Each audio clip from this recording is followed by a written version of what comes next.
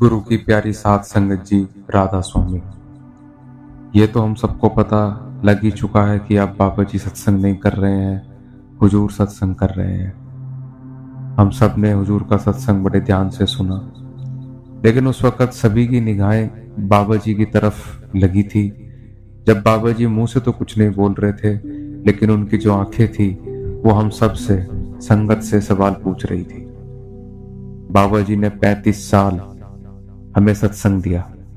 आगे भी उनकी मौज है कि वो सत्संग दें, लेकिन अभी ऑफिशियली तो हुजूर महाराज जी ने सत्संग का बागडोर संभाल ली है। वो जो सवाल थे जो बाबा जी की आंखें हमसे पूछ रही थी, वो सच में कड़े सवाल थे। इन 35 सालों में बाबा जी ने कोई कसर नहीं छोड़ी हमें समझाने के लिए। बाबा जी ने हर तरीके से, हर चीज की मिसाल देते हुए, दुनियावी रंग तमाशों को बताते हुए कोई कसर नहीं छोड़ी हमें समझाने के लिए, हमें सही रास्ते पर लाने के लिए। एक टाइम था चरण सिंह महाराज जी के टाइम पर, जब नामदान की पर्ची कट जाने के बाद भी छटनी में संगत को निकाल दिया जाता था। उस टाइम संगत बड़ी भावुक हो जाती थी कि हम पर्ची से बाहर निकल गए, लेकिन बाबा जी ने उस मौज को भी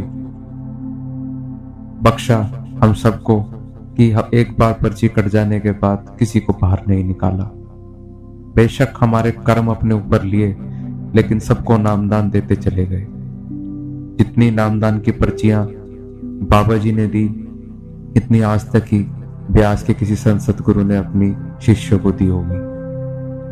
बाबा जी ने कभी भी अपने कर्तव्यों से पीछे नहीं हटे, चाहे वो कभी भी दुनियावी कोई काम काज हो, चाहे कुछ भी हो। बाबा जी ने कभी सत्संग ना देने में कोई नागा नहीं डाला। लेकिन हम सबको अपने से सवाल पूछना चाहिए कि बाबा जी ने इन सालों में जो सत्संग हमें दिए, हमने कितने सत्संगों को अपनी जिंदगी में अमल कराया? क्या हमने भजन सिमरन किया? क्या हम एक अच्छे इंसान बने? क्या हमने बाबा जी को उस गुरु दक्षिणा में वो भजन सिमरन दिया? अगर आपने दिया तो आप बड़भागी हैं।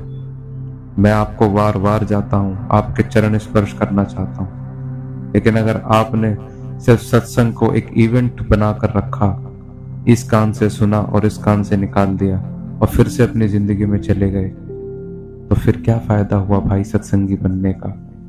क्या फायदा हुआ फिर सत्संग जाने का? बाबा जी ने तो कोई कसर नहीं छोड़ी। बाबा जी ने तो हर प्रकार से हमें सत्संग दिया, हर प्रकार से हमें समझाया। एक टाइम था जब हम दर्शनों के लिए लंबी लंबी लाइनों में लगते थे। बाबा जी ने कहा, नहीं, मेरी संगत को परेशानी नहीं होनी चाहिए। मैं आऊंगा गाड़ी में बैठ के और मैं संगत को दर्शन दूंगा। बाबा जी ने कभी भी अपनी संगत को परेशानी नहीं उठाने दी। हर चीज के लिए सोचा कि मेरी संगत को परेशानी ना हो, मैं परेशानी उठाऊंगा लेकिन मेरी संगत ना उठाए।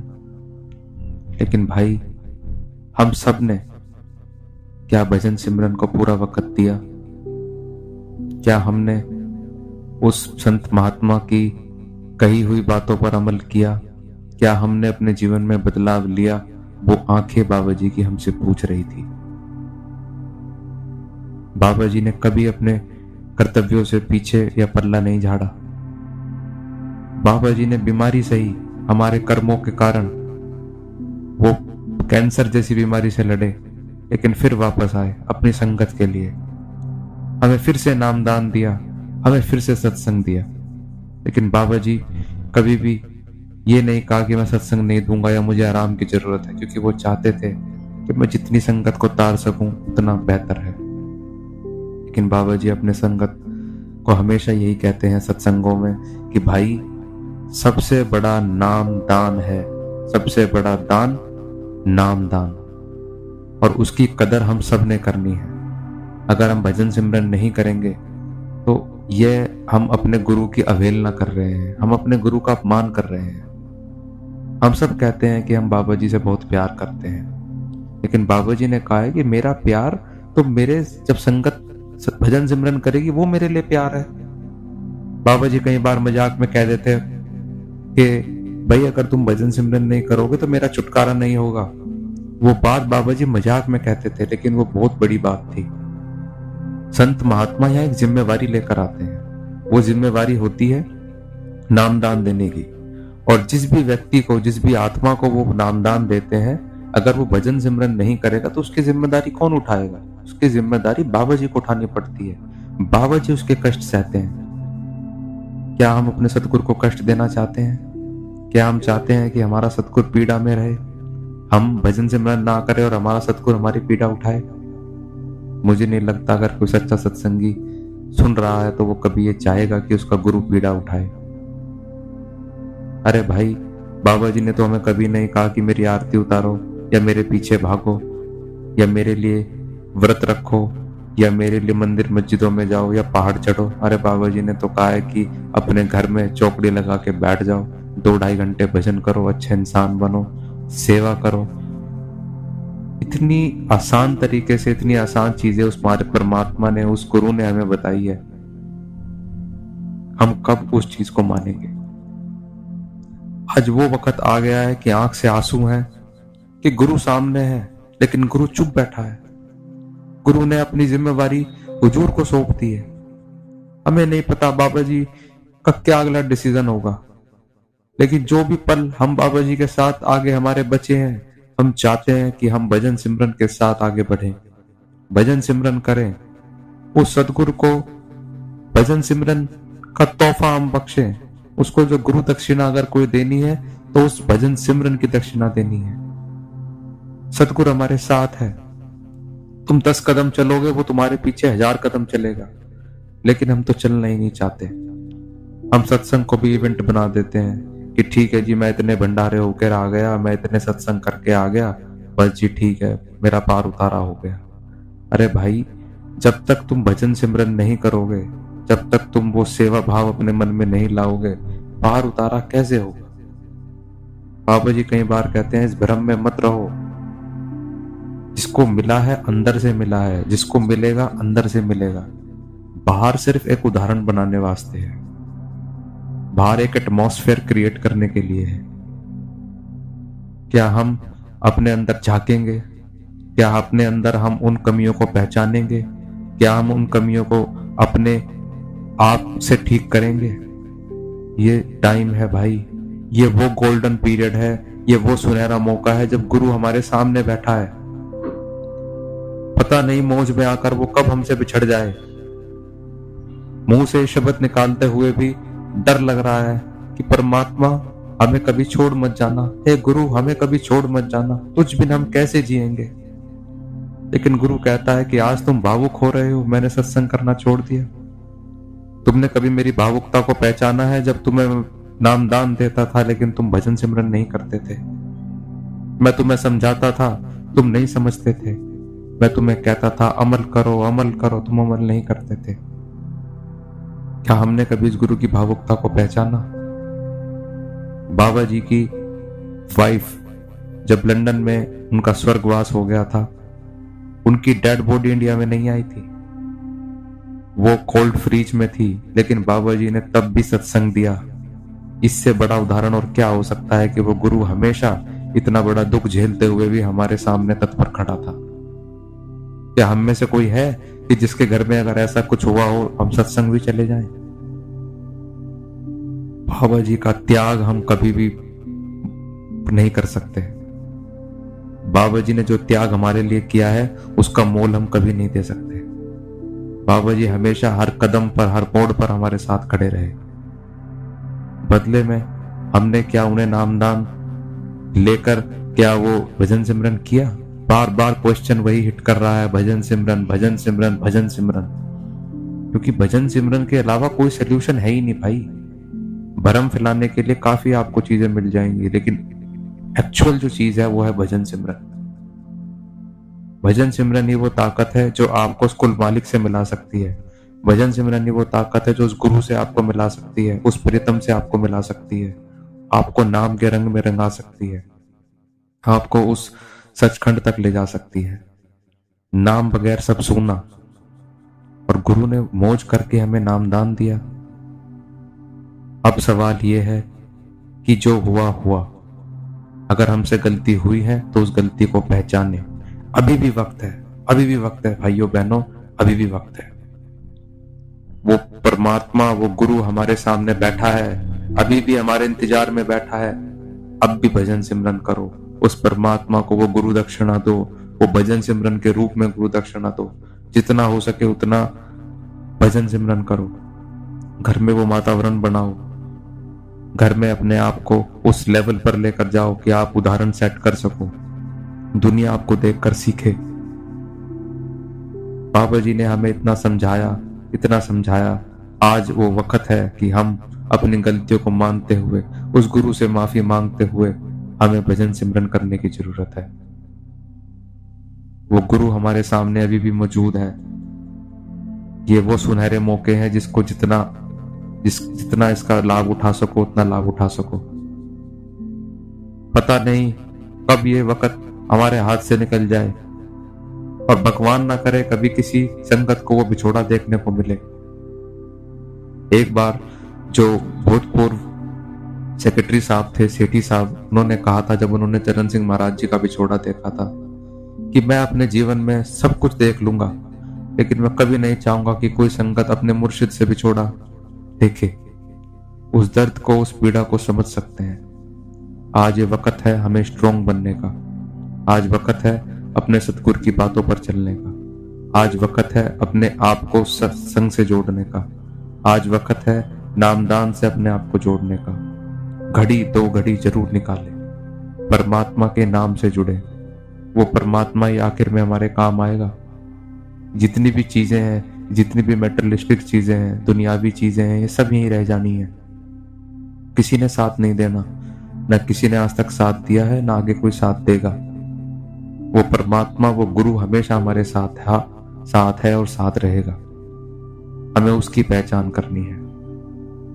आशा करता हूं कि आप सब जहां भी हैं, जैसे भी हैं, मंगलमय होंगे, भजन सिमरन करेंगे और अपनी रूह को उस परमात्मा के लिए सौंपेंगे। जीते जी मरना है, जीते जी उस परमात्मा को पाना है, जीते जी अपने आप को उस गुरु से मिलाना है। यही हमारी सबसे बड़ी सफलता होगी।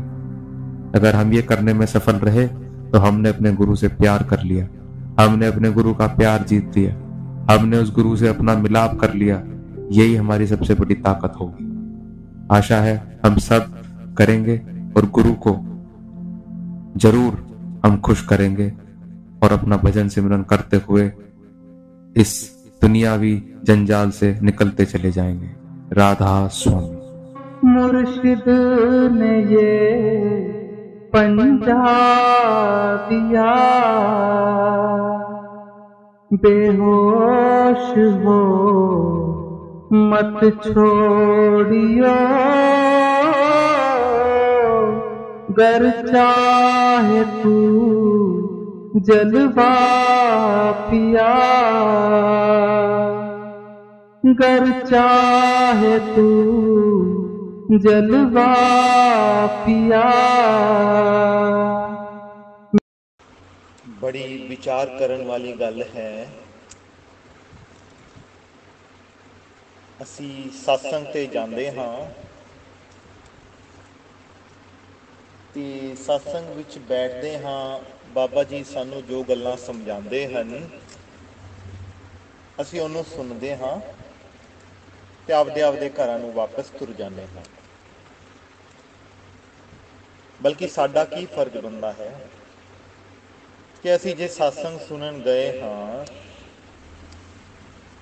तो जो गल उत्थे समझ के सुन के असी आ रहे हाँ उस गल ते अमल करन दा साडा फर्ज बनदा है, पर असी फर्ज नूं नहीं निभांदे।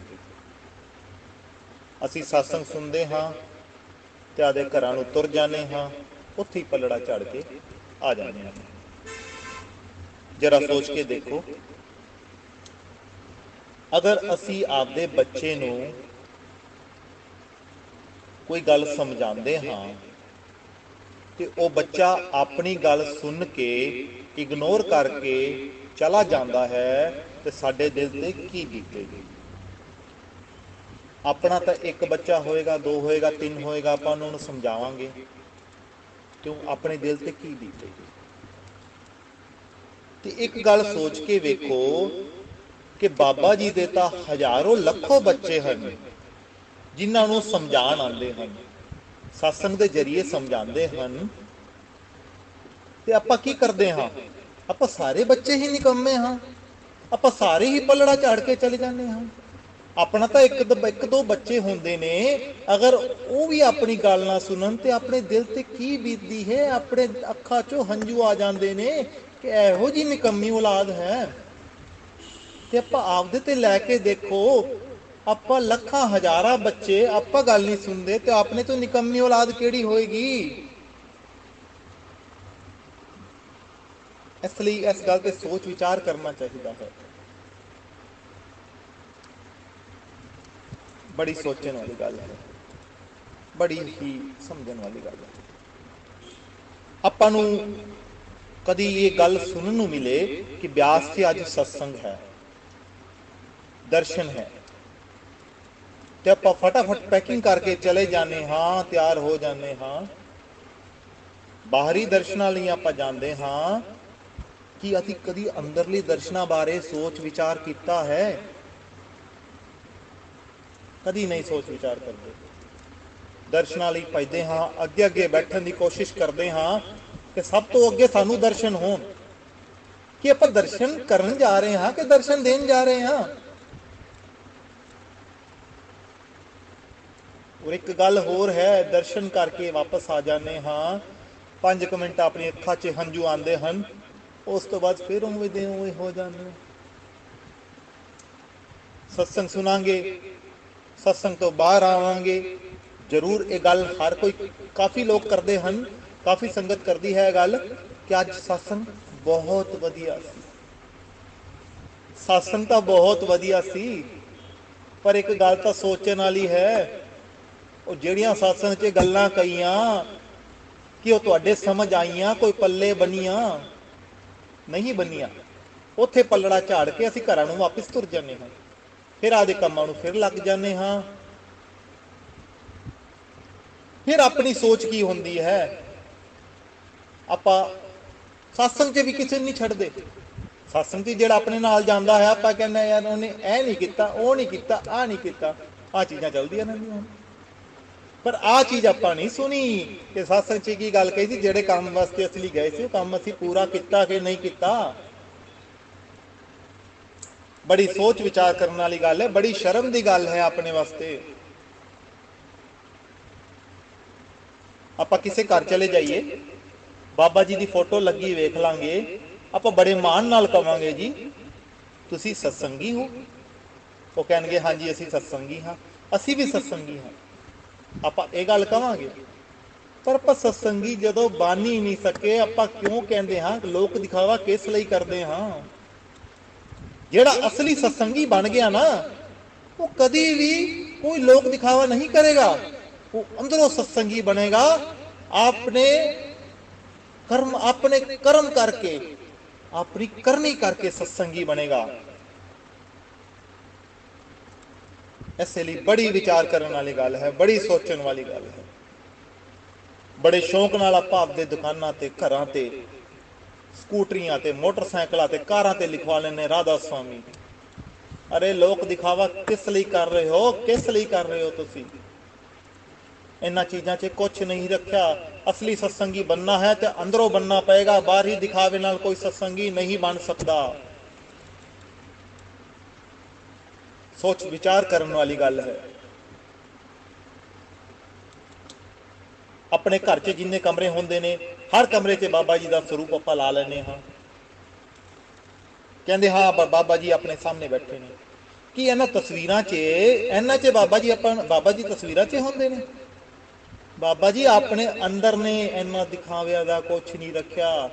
ਹੁਕਮ ਦੀ ਪਾਲਣਾ ਨਹੀਂ ਕਰਦੇ। ਬਾਬਾ ਜੀ ਕਹਿੰਦੇ ਨੇ ਘਰ ਦੇ ਅੰਦਰ ਇੱਕ ਹੀ ਤਸਵੀਰ ਰੱਖਣੀ ਹੈ ਤੁਸੀਂ, ਤੇ ਆਪਾਂ ਹਰ ਕਮਰੇ 'ਚ ਤਸਵੀਰਾਂ ਲਾਈ ਜਾਂਦੇ ਹਾਂ। ਇਸ ਲਈ ਬੜੀ ਸੋਚ ਵਿਚਾਰ ਕਰਨ ਵਾਲੀ ਗੱਲ ਹੈ ਕਿ ਆਪਾਂ ਕੀ ਕਰ ਰਹੇ ਹਾਂ। ਅਸੀਂ ਕਹਿੰਦੇ ਹਾਂ ਅਸੀਂ ਬਹੁਤ ਸੇਵਾ ਕਰਦੇ ਹਾਂ। ਜੇ ਅਸੀਂ ਕਹਿ ਦਿੰਦੇ ਹਾਂ ਨਾ ਸੇਵਾ ਕਰਦੇ ਹਾਂ, ਤੇ ਆਪਣਾ ਕੀਤਾ ਕਰਾਇਆ ਕਿਸੇ ਲੇਖੇ ਨਹੀਂ ਰਹਿੰਦਾ। ਕਹਿੰਦੇ ਨੇ ਇੱਕ ਹੱਥ ਦੇਵੇ ਦੂਜੇ ਨੂੰ ਪਤਾ ਨਹੀਂ ਲੱਗਣਾ ਚਾਹੀਦਾ। ਪਰ ਆਪਾਂ ਤਾਂ ਸਾਰਿਆਂ ਨੂੰ ਦੱਸਦੇ ਹਾਂ ਅਸੀਂ ਸੇਵਾਦਾਰ ਹਾਂ, ਸੇਵਾਦਾਰ ਹਾਂ, ਸੇਵਾਦਾਰ ਹਾਂ। ਮੇਰੀ ਤਾਂ ਉੱਥੇ ਸੇਵਾ ਲੱਗੀ ਹੋਈ ਹੈ। ਠੀਕ ਹੈ, ਅੱਛੀ ਗੱਲ ਹੈ, ਸੇਵਾ ਲੱਗੀ ਹੋਈ ਹੈ, ਪਰ ਇਹ ਲੋਕ ਦਿਖਾਵਾ ਕਿਸ ਲਈ ਕਰਦੇ ਹੋ? ਕਹਿੰਦੇ ਸੇਵਾ ਕਰੋ, ਕਿਸੇ ਨੂੰ ਪਤਾ ਨਾ ਲੱਗੇ। ਤੇ ਅਸਲੀ ਸੇਵਾ ਕੀ ਹੈ? ਆਪਾਂ ਲੰਗਰ 'ਚ ਸੇਵਾ ਕਰਦੇ ਹਾਂ, ਆਪਾਂ ਨੂੰ ਅਗਰ ਕੋਈ ਕਹਿ ਦੇਵੇ ਜਾ ਕੇ ਉਹ ਛੜੀਆਂ ਚੱਕ ਲਿਆਓ, ਆਪਣੀ ਵਰਡਿੰਗ ਕੀ ਹੋਏਗੀ? ਆਪਾਂ ਇਹ ਕਵਾਂਗੇ ਕਿ ਮੇਰੀ ਲੰਗਰ 'ਚ ਸੇਵਾ ਹੈ, ਮੈਂ ਬਾਹਰ ਦਾ ਕੰਮ ਨਹੀਂ ਕਰਾਂਗਾ। ਉਹ ਸੇਵਾ ਕਿਸ ਲਈ? ਸੇਵਾ ਦਾ ਮਤਲਬ ਹੈ ਜੋ ਕਰਾਈ ਜਾਵੇ ਉਹ ਕਰ ਲਓ ਸੇਵਾ। ਇਸ ਲਈ ਬੜੀ ਸੋਚਣ ਦੀ ਵਿਚਾਰ ਹੈ। ਨਾਮ ਲੈ ਲੈਨੇ ਹਾਂ ਆਪਾਂ, ਸਤਸੰਗੀ ਬਣ ਜਾਂਦੇ ਹਾਂ। ਕਿ ਨਾਮ ਦੀ ਕਮਾਈ ਕੀਤੀ ਹੈ? ਜਰਾ ਸੋਚ ਕੇ ਦੇਖੋ। 2.5 ਘੰਟੇ ਬੈਠਣ ਲਈ ਕਹਿੰਦੇ ਨੇ ਕਿ ਆਪਾਂ ਬੈਠੇ ਹਾਂ ਕਦੀ? ਆਪਦੇ ਵਿਚਾਰਾਂ ਨੂੰ ਬਦਲਿਆ ਹੈ? ਆਪਦੇ ਸੁਭਾਅ ਨੂੰ ਬਦਲਿਆ ਹੈ? ਨਹੀਂ ਬਦਲਿਆ। ਵਿਚਾਰ ਕਰਨ ਵਾਲੀ ਗੱਲ ਹੈ, ਇਸ ਗੱਲ ਤੇ ਵਿਚਾਰ ਕਰਨਾ ਚਾਹੀਦਾ ਹੈ। ਰਾਧਾ ਸਵਾਮੀ।